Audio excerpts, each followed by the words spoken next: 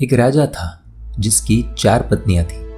वो राजा अपनी चारों पत्नियों से प्यार तो करता था, लेकिन चौथी पत्नी को सबसे ज्यादा प्यार करता था।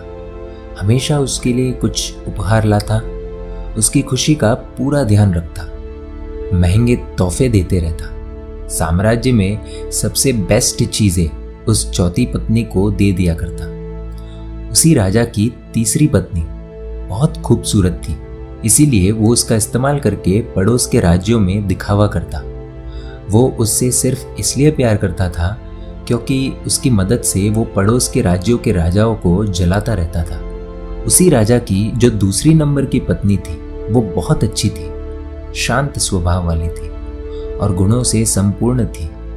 जब भी राजा को अपने राज्य में कोई बड़ी समस्या का सामना करना पड़ता था या कोई बड़ी मुसीबत में होता और उसे फैसले लेने में दिक्कत होती, तब वो राजा दूसरी नंबर की पत्नी के पास जाता।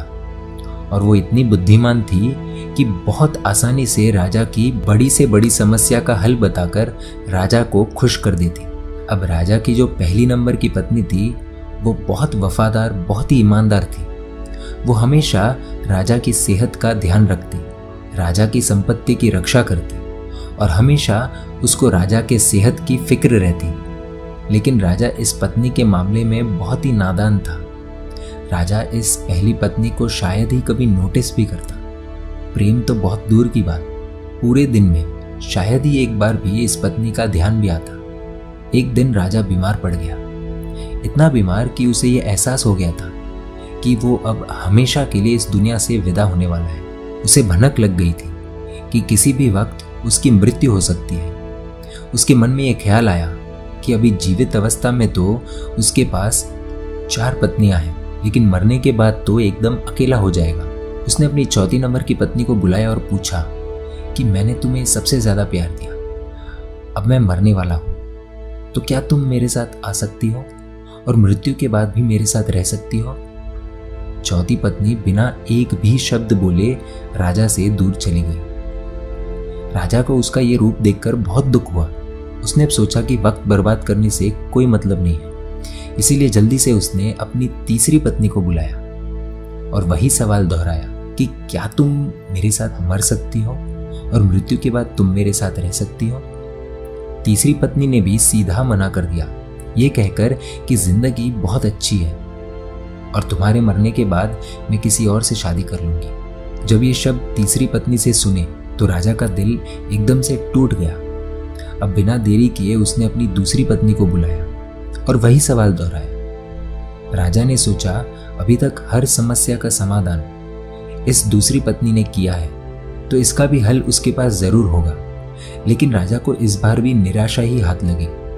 इस पत्नी ने कह दिया कि माफ करना, क्योंकि इस बार मैं आपकी कोई मदद नहीं कर सकती। राजा पूरी तरह से टूट गया।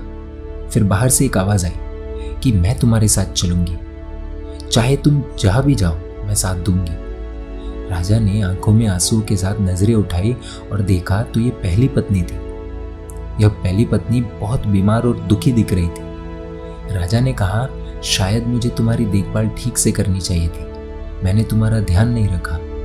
जिंदगी का सच यही है, हम सबकी भी 4 पत्नियां हैं। चौथी पत्नी है हमारा शरीर, पूरी जिंदगी सजा कर रखते हैं, लेकिन मृत्यु पर ये हमें छोड़ देता है। तीसरी पत्नी है हमारी संपत्ति और हमारा पद, जब हम मरेंगे तो ये सब किसी और के पास चला जाएगा।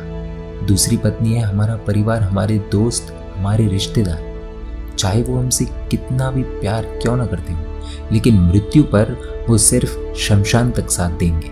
और अंत में हमारी पहली पत्नी है हमारी आत्मा। शरीर, संपत्ति, सुख सुविधा में हमेशा हम हमारी आत्मा को भूल जाते हैं, लेकिन जीवन का कड़वा सच यही है कि सिर्फ और सिर्फ हमारी आत्मा ही हमारे साथ रहेगी। हमने कभी भी आत्मा के कल्याण की चिंता की ही नहीं, जबकि दूसरी चीजों के साथ हमें सबसे ज्यादा हमारी आत्मा की फिक्र करनी चाहिए। अभी वक्त है, अपनी आत्मा के लिए समय निकालिए और आत्मा के कल्याण का प्रयास कीजिए, क्योंकि सिर्फ यही आत्मा है जो हमेशा हमारे साथ रहेगी। दोस्तों, ये वीडियो कैसा लगा कमेंट में आपकी राय जरूर दीजिए और वीडियो पसंद आया हो तो शेयर जरूर कीजिए और ऐसे वीडियोस के लिए emotional video stories page like कर दीजिए।